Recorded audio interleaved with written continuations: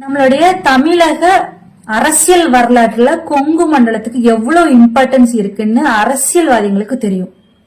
அத ஆட்டி பார்க்க தான் வந்தாங்க தாவேகா. ஆடி போய் நிக்கிறது தாவேகா தான். இப்ப விஜய் சிஎம் ஆயிட்டாருன்னு வச்சுக்கலாம், டெபுட்டி சிஎம் மிஸ்டர் ஆதவ் அர்ஜுனே வச்சுக்கலாம். ஒரு நேச்சுரல் டிசாஸ்டர் வருது, அப்படி வரும்போதெல்லாம் சிஎம் என்ன பண்ணுவாங்க?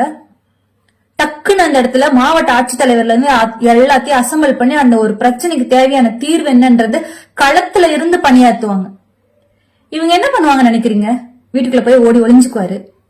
ஆதவ் காணாமையே போயிருவாரு. கேட்டா துக்கத்தை அனுசரிப்பாங்களாம். துக்கம் எல்லாம் முடிஞ்சதுக்கு அப்புறம் 16 நாளுக்கு அப்புறம் வருவாங்களாம். என்னது இது? மக்களை வச்சு பிராக்டிஸ் பண்ணக்கூடாது, போன உயிர் திரும்ப வராது. உங்களுடைய திட்டம் தமிழ்நாட்டு மக்களை என்ன சார் பண்ணலான் இருக்கீங்க?